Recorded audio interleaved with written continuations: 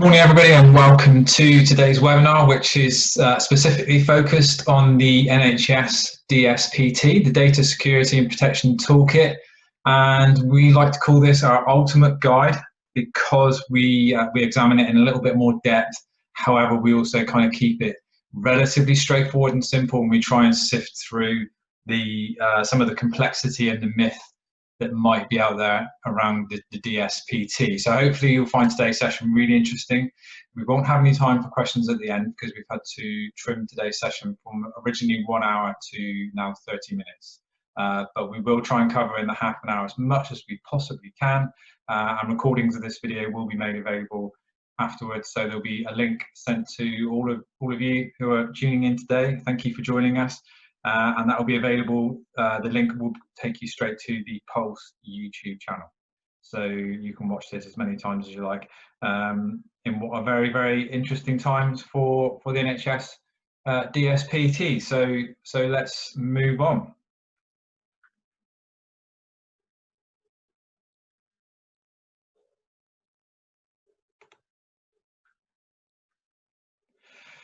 So a bit of an introduction. My name's Richard Jackson. I'm Head of Operations at Pulse, and I am an EU certified GDPR practitioner. So I have an in-depth knowledge of the general data protection regulations, and I understand how to apply that into a business context and into a business setting, which I think is really important. It's not all about theory, it's about in practice, how do we make this work for organizations and businesses, and in particular, because Pulse focuses on the sector, how does it work within the health and social care setting? And I'm also CISM certified, so that's the Certificate in Information Security Management Principles, which is very much cybersecurity focused, and that complements the GDPR way of looking at things as well. So it's a really good kind of dual focus. And to add to my background, I'm also a certified business analyst and project manager, and I think that really helps when we're working with clients to understand how to manage a project through to successful conclusion without impacting too much on your daily practice, so you can actually carry on running your organization while we take care of the GDPR and cybersecurity issues that you might be facing. In terms of what Pulse does, essentially it is what it says on the screen. We're data protection and cybersecurity specialists for health and social care. Our website, www.pulsecyber.co.uk, or you can follow us on Twitter at PulseCyberUK. We have a great deal of content that we share on a daily basis. We're really up to speed with what's going on in the world. We're very, very much up to speed with what's happening in health and social care. And as you'll see through today's session, we're going to talk a lot about cybersecurity and health and social care in the UK, the impact of the massive investment in technology, but maybe not so much of a focus on data security, which is leading to a growing, increasing risk for the sector. And today's schedule, we're going to cover 5 areas really. So we're going to talk about InfoSec in the health and social care sector, as I've just said. We're then going to ask, what is the DSPT? And then move on to what its purpose is. So it's very important to understand what something is and why it exists. And then we're going to talk very briefly about the CQC and the DSPT, because the gap between the CQC and the NHS in terms of data privacy is closing very, very rapidly. And the CQC has an acute focus not only on data security, but is very, very interested in what you might be doing with your DSPT, which will be explained very clearly today. And then I'll talk a little bit about Pulse and how we can support you with your DSPT should you need our support. And many organisations are coming forward from all areas of health and social care and asking for our support. And it will become apparent why as we move through today's session. And today's objectives, really, we have 3. So we're going to try and increase your focus on cybersecurity as well as talking about the DSPT. So we're going to increase that focus on cybersecurity and help you to understand the NHS DSPT. And through those 2 initial focuses, hopefully we'll start to raise some understanding and awareness of the implications of indifference. And I use the word indifference because that is probably the best word to describe in general what we experience with health and social care and data security. So in some cases there's levels of ignorance and lack of awareness, which is perfectly understandable. However, indifference seems to be the most common, and that's in relation to, do we really need to worry about data security in this sector? When it comes to the DSPT, we're regularly asked, do we even need to do it? And I would challenge that and say, in response to that, why would you not want to be interested in data security? Why would you not want to look after the security of your service users' data or your employee data? So to ask questions and to kind of push back on doing the DSPT at all is a very alien concept to me. However, I understand why that comes from the sector. We aim to change it. That's why Pulse exists. We aim to help health and social care in the UK to become more data security aware and to care about securing that data. So, a fact, any organisation that failed to register their DSPT by the end of the day yesterday, 30th of September, yet has that requirement within their contract with the NHS, is now in breach of that contract. That's a fact. So we talked about this over the course of probably 9 to 10 weeks leading up to yesterday's deadline. We did engage with an awful lot of organisations through that time because they started to realise that it was something they'd aimed to get to but hadn't got around to it. We've been supporting those organisations with their DSPT. However, the vast majority remain blissfully unaware there's even a DSPT to publish or why it exists. So now, if you have that contract requirement with the NHS and you haven't even registered, let alone published your DSPT, you have a serious issue. So I'm happy to take questions about that after the event. Send me an email, I'll give you the contact details at the end. We'll talk about that in a bit more depth. However, for now, we're going to focus on information and security in health and social care and why it's a big deal. Now, what we see is a very, very simple equation in care. We have an increased investment in health technology. So the investment in health tech is absolutely huge globally, not just a UK issue, where organisations are being pushed and promoted and encouraged to invest in tech, new software solutions, apps, etc., depending on the nature of the area of the sector that you're in, and that's great because it increases efficiency, increases the levels of service, and is generally a good thing. However, that is combined with a limited investment or awareness of cybersecurity, and that means that there's a potential disaster in waiting for health and social care. And the evidence is out there. You don't have to look too hard. So we're going to give you 4 case studies today just to look at briefly. They're just touching the surface. There's so many more. One of them is ongoing at the moment in the US. It could easily have been in the UK, probably will be very similar in the near future. So it's the very, very simple equation. I'd love for you to take this away as a really easy to absorb fact today.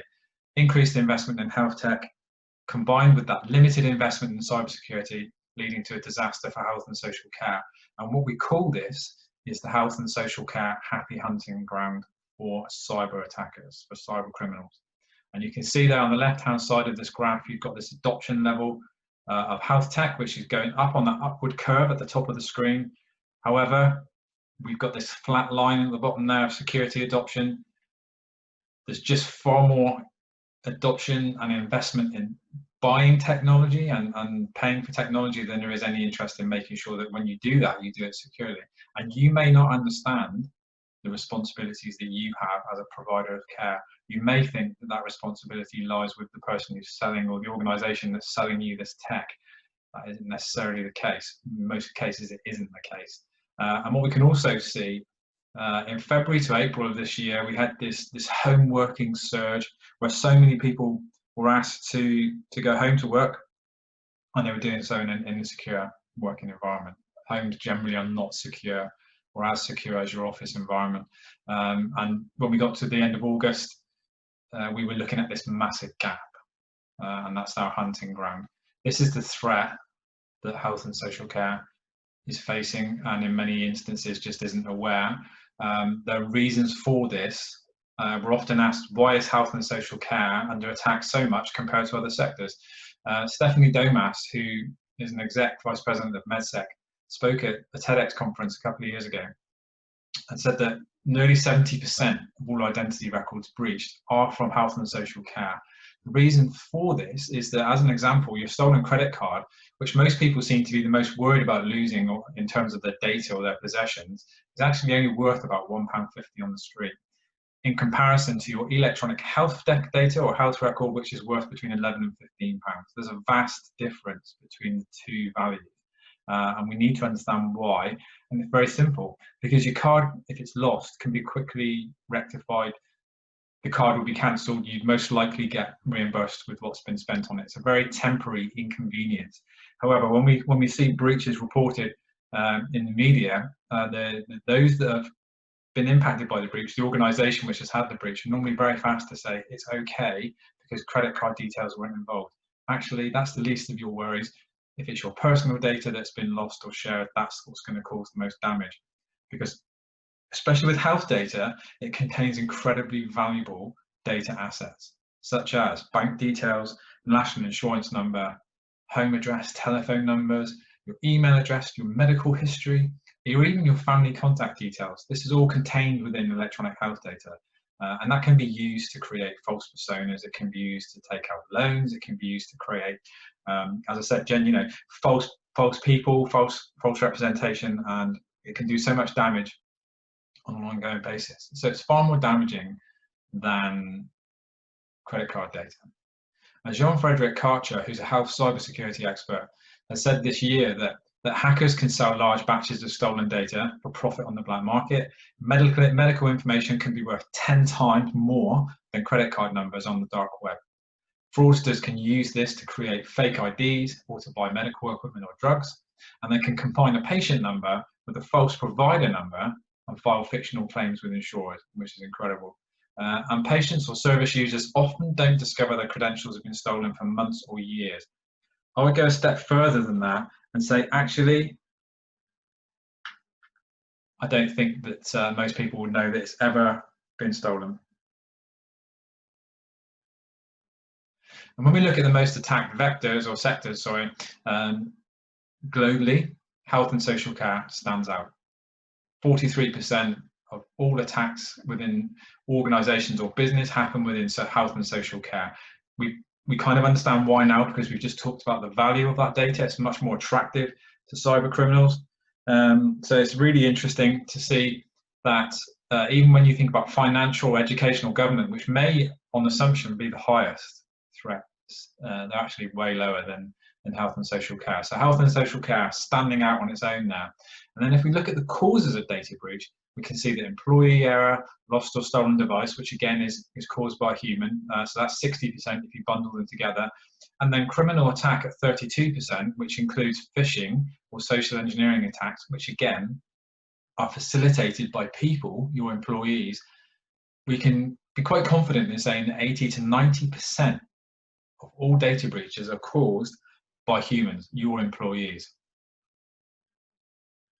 And this is why Adam Anderson, when he was talking at TEDx Greenville, and Adam is a cybersecurity expert, was very clear in saying that cybersecurity is not actually about computer science. It's not about tech. It's actually about behavioral science. So what he means is that if we've tackled the human behaviors that allow cyber criminals to manipulate us into doing things that we shouldn't do, then we're going to kind of solve the problem, or we're at least going to reduce that risk quite significantly.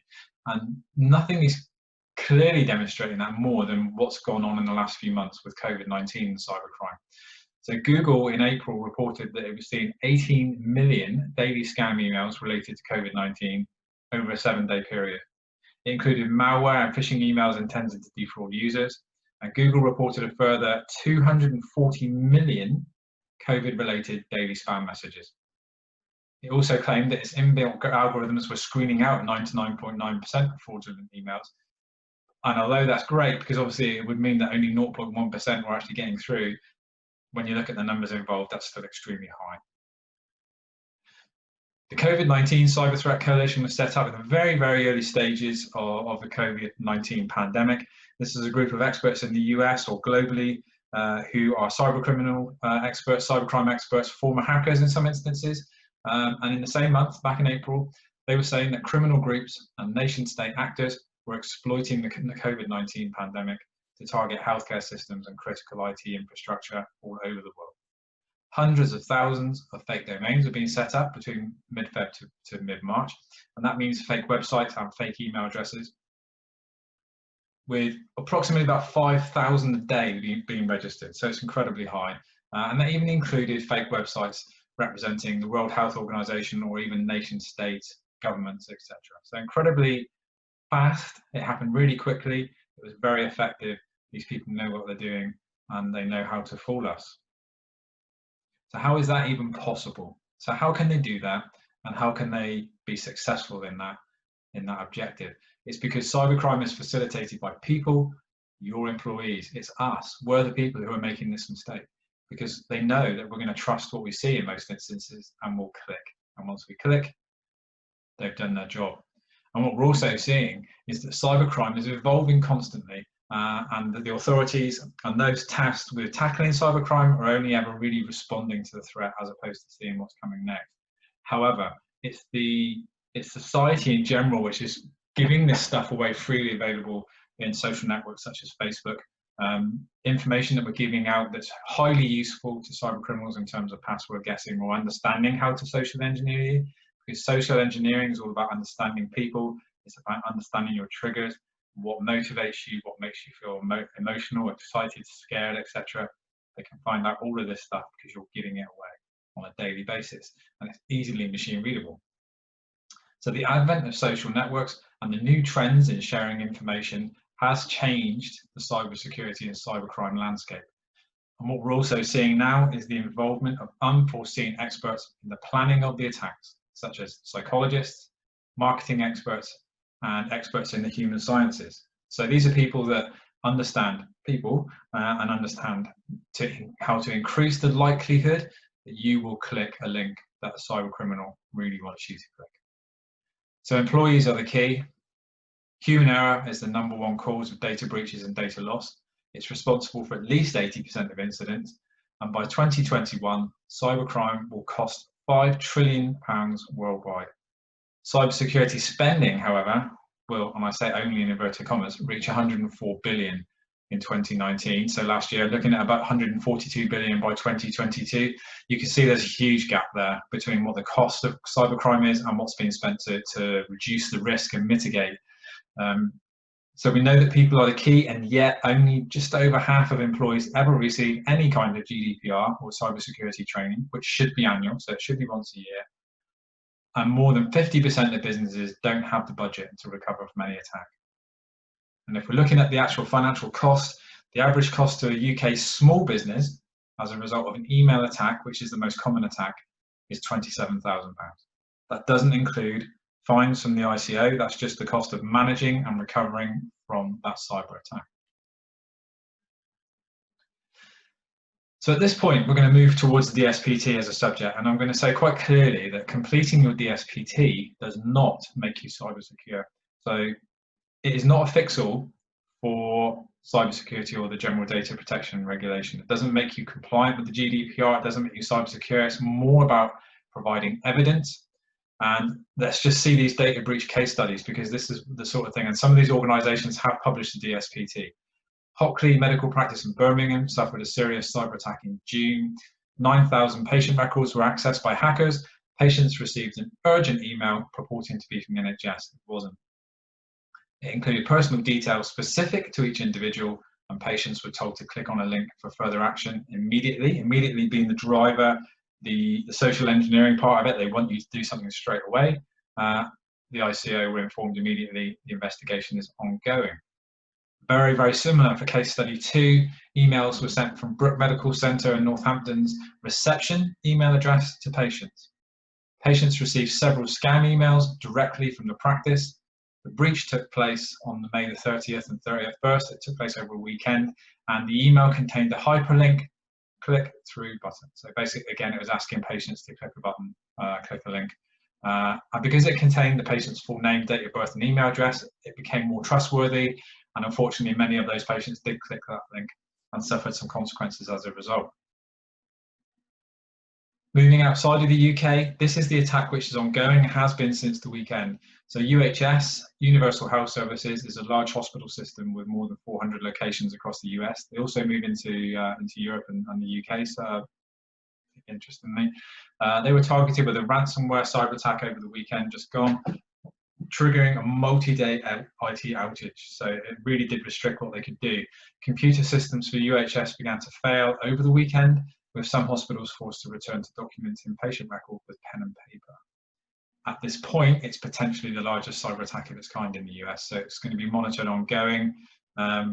Very, very interesting situation and scenario. This is very, very similar to how this might look should the NHS ever be attacked, as it was indirectly in 2016 as part of the WannaCry attack. Worth a Google that one if you don't know much about that.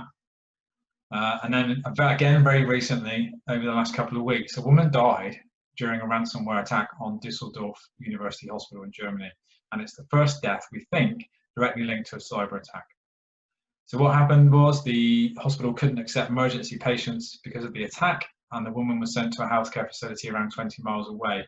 The view is that delay caused her death. Hospitals rely heavily on devices that are often connected to the internet. Anything that's connected to the internet can be hacked. This is a completely different subject. We've done some webinars on this before on our YouTube channel, well worth a watch. It's the Internet of Things. Anything that's connected to the internet, anything you've got at home that's connected to the internet can be hacked. However, in this case in Düsseldorf, without those tools, they weren't able to treat the patient. And if it's found that her diversion to another hospital was found to be responsible for her death, police may be treating this cyber attack as a homicide. So it really is a test case. Very, very sad story, however, very, very significant in the world of cybercrime. So CARE is under attack, we know this. Mike Puglia, who's a Chief Security Officer at CASEA, has said in the last few days that with an increased burden on the healthcare system due to COVID-19, cybercriminals know they have a golden opportunity to make money from healthcare targets. And during the first 3 months of 2020, the number of breached records in the healthcare sector exploded by 273% over the same period in 2019. So we're in uncharted territory with regards to health and social care and cybersecurity. The sector must take this seriously, regardless of your size of it as an organisation. This doesn't just happen to hospitals or trusts or major care groups or health apps. It happens at every level, regardless of the size of your organisation. Cyber criminals are not discriminating on how many employees you've got or how big you are. In fact, the smaller you are, the more chance that your cybersecurity standards are not adequate. So that's worth considering. So we're going to move now to the DSPT. It's taken 20 minutes already to get to where we are. So what is the DSPT? It's the Data Security and Protection Toolkit, and it's an online self-assessment tool from the NHS. And it allows organisations to measure their performance against the National Data Guardian 10 data security standards. All organisations that have access to NHS patient data and systems must use and publish this toolkit because it provides assurance that they're practicing good data security and that personal information is handled correctly. The NHS needs to know that if they trust you with their patient data, that you're able to do so securely and to protect that data adequately.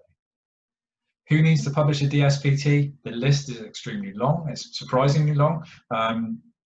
Predominantly, Pulse works with residential or care homes or domiciliary. However, we work with also organisations within the supported living sector, luxury care homes, and we're now starting to work with CCGs and NHS trusts. So we're going to be working across all of these types of organisations, GP practices as well.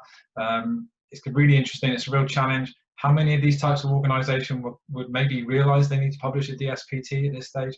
I don't know. However, I would say that some sectors are more aware than others. Potentially GP practices, for instance, are very much on the ball with this, as you'd expect with any relationships to the NHS, such as direct, such as CCG, ambulance trusts, NHS Digital, etc., etc. But the private sector, the smaller private sector in particular, is the one that perhaps is the least aware of what its responsibilities are. Again, reinforcing the DSPT and its limitations to some extent, it does not put measures in place that will reduce your cybersecurity risk. And it doesn't make you GDPR compliant. It's all about evidencing where you are now. So please, please, please don't think that by publishing your DSPT that you can dust your hands off and you've done, in inverted commas, cybersecurity in the GDPR. That's not the case. And it's really, really important that you talk to an organisation such as Pulse and myself to make sure that you understand fully your responsibilities around cybersecurity. Today we're talking about the DSPT, but that really is just scratching the surface of your general, wider responsibilities. So what's the purpose of the DSPT?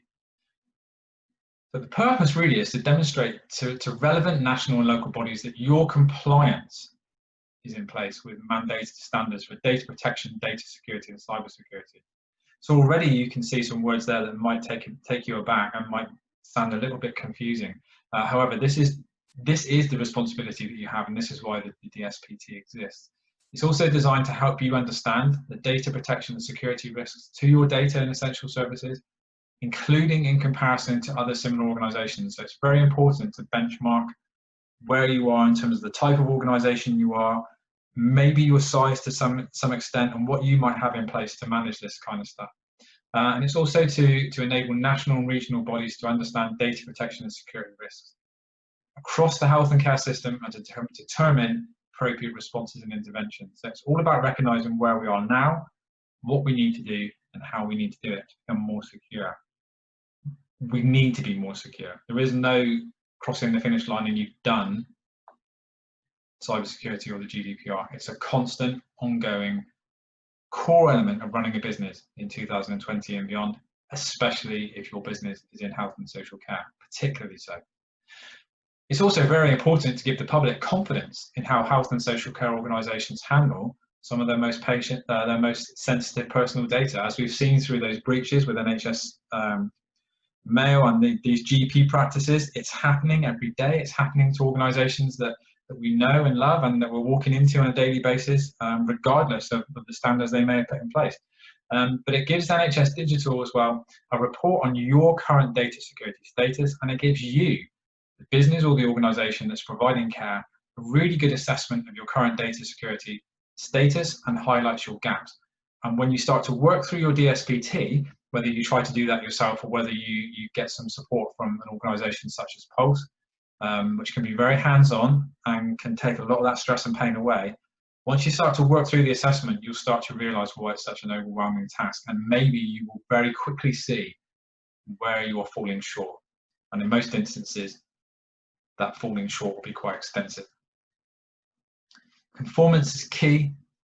This is where we start to get really interesting stuff coming out. So relevant organisations must publish their assessment via the DSPT annually by the 31st of March. So this isn't a one-off task. You need to publish at entry level or to standards met or standards exceeded on an annual basis. So you need to review that submission every year. Pulse, again, can help with that. So to publish a standards met assessment via the DSPT, evidence must be provided against each mandatory evidence item as defined in Appendix 1, in assertions and evidence items, which you'll see in your DSPT when you register, and I hope you have registered by the deadline yesterday. Every assertion which includes one or more mandatory evidence item must be confirmed. So initially, I think what's been going on is that most organisations have been going for entry level and they've kind of thinking that their job's done. Increasingly, you're going to be under pressure to reach standards met, particularly if you're, for instance, in a residential or care or nursing home environment and you are looking to or being required to integrate with System 1. So you will have to, I'm very, very confident, publish the standards met DSPT in order to access System 1. So this is all about meeting standards in order to be operational at an adequate level. If System 1 becomes a requirement for care homes, you're going to have to publish your DSPT at standards met. It's very likely you need some help with that. This is why we're here. All organisations providing services under an NHS standard contract are required to commission an annual audit on the DSPT self-assessment submission. As I previously said, it's not just about doing this once. Under your contract, you need to audit it annually and make sure that what you said last year still stands. And if it doesn't, you need to make the necessary, adequate and appropriate amendments. Support from Pulse is available to do that. There are 10 sections within the DSPT. You can see here that some of this stuff's quite obvious, really. So number one, we're looking at personal confidential data and how important it is, staff responsibilities, training, managing data access, process reviews, responding to incidents, continuity planning, unsupported systems, IT protection, accountable suppliers. There's a lot to get through there. Number three stands out for me, training. You must have in place annual training and awareness of the GDPR and cybersecurity for your staff. Pulse can support with all of these sections, but in particular that stands out. You absolutely must invest in training for your employees. The CQC coming into focus more and more with the DSPT. Organisations registered with the CQC, which is pretty much everybody I imagine who's watching and listening in today, will have data security included in their well-led inspection with their DSPT considered as key evidence. This is really significant, and I very much doubt most organisations registered with the CQC will have ever read this or seen this before, and I think it will turn a light bulb on. This will be a light bulb moment for most organisations who maybe don't think that data security is something to worry about. CQC is absolutely worrying about it and is very, very interested and is measuring you on your data security standards going forward. All records must comply with Regulation 17, Health and Social Care Act 2008, Regulations 2014. It must also comply with data protection legislation, including the GDPR, which is a given, accessible information standard, and at the bottom there we see it very clearly, the Data Security and Protection Toolkit, where providers have access to NHS patient data and systems. The CQC is going to be looking at your DSPT and making sure that you have published and that it's going to be annually revised and checked. So what does this mean? Three very, very important takeaways today. If you take anything away from today's session, I hope it's this. Inadequate data security standards will impact directly on your CQC rating. Failure to publish a DSPT will impact directly on your CQC rating. And failure to carry out an annual audit on your DSPT will impact directly on your CQC rating. So myself, Jane, and the team at Pulse are very, very clear and confident. We have no doubt that organisations will start to experience their CQC ratings being downgraded as a direct result of your data security standards not being adequate. It is so, so important now as a provider of care to fully acknowledge and embrace the importance of data security on every aspect of your business.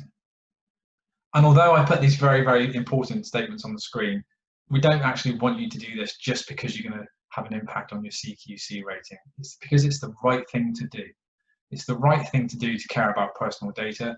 It's the right thing to do to care about service user data. It's the right thing to do to protect and care about your employee data as well. So it's all about doing the right thing. And if you do the right thing, then you don't really need to worry about CQC or the ICO or the GDPR, because you're actually going to be meeting those standards anyway by just doing the right thing.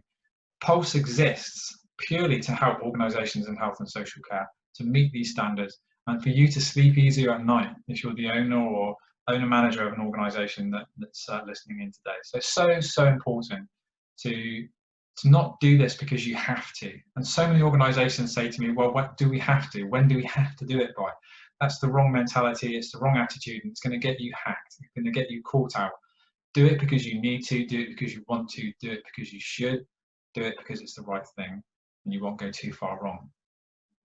So how does Pulse fit in with your DSPT? Facts are this: it will take you varying amounts of time to complete a DSPT, depending on your level of understanding, the time you've got, and the resource and knowledge you've got in-house. You might find it to be extremely complicated and complex. We find that organisations in the main do find it extremely complicated and complex. You may not have, at this point, adequate policy documentation or evidence in order to publish. So even though you might understand the assessment, you might not have the documents in place to provide and attach as evidence. So then you're stuck anyway. So again, we can help with that. You may not have this in-house resource or skills necessary to complete it. And then you have to ask yourself, can you complete it without external support and guidance? And even if you could, do you have the time and the headspace with everything else that's going on in this unprecedented year to even begin to start on your DSPT? So what we're inviting you to do today is to speak to Pulse, complete your DSPT with Pulse. So how does this work? Very simple. We can be registered as your NHS DSPT administrator in the online assessment system. So we would work through your DSPT from start to finish. We'd create and attach all required missing evidence documents and links. We'd complete and publish your DSPT to entry level initially. And we would guarantee that we would do that within 14 days of starting with your support and your involvement. You must own this. We would help you to achieve it. So we can work with you then as well to publish the standards met, but there is significantly more focus and input and work required on your part for us to help you to get to standards met. That's a conversation we can have separately. But as I said before, in a care residential nursing home environment where System 1 is starting to come into play, standards met is going to be a prerequisite standard requirement. So we need to start thinking about this soon. Your next steps: complete and publish your DSPT to entry level, then try standards met. So you can go away today, register if you haven't already. You've missed the deadline, you've breached your contract, but register, get cracking, do your best and go as far as you can. Good luck with that. Or ask Pulse for support and guidance. We'd love you to give us a call or drop us an email. So because we're here to help you do this, it's what we do, we're experts in this, it takes so much pain away, it's much more efficient, and it's a lot faster than if you were to do it yourselves. How does it work? Entry level, we do it at fixed price, and we can talk about these prices because there's different ways of approaching this. We offer a fixed price as a one-off project, or actually we invite you to benefit from our Care Secure package, which also includes 30 minutes per month of a data protection officer that you can call and ask questions and get some advice from. So it's a really great service, and it's a monthly fee, so we can talk about that separately as well. You get all evidence documents provided, all the links, minimal involvement from you in terms of completion, and you'd get that 30 minutes free data protection consultation a month. Standards met is a bit different, it's more bespoke because it really depends how much work you've done already, what you've got in place, and how much work we would need to do at Pulse in order to get you to standards met. Many thanks for today. It's been a bit of a rush to get through so much in 30 minutes, and for that I apologise. If you have any questions or comments on today's session, please email hello@pulsecyber.co.uk or drop us a call, give us a call, 0330 1332 512. It'd be fantastic to speak to you. Please don't worry about the DSPT, we're here to help. So if you have any questions whatsoever, just give us a call, drop us an email. One of the team will be absolutely delighted to help you. It's never as bad as it seems. With our help, you can make it happen. Stay safe. Speak soon. Many thanks. Take care.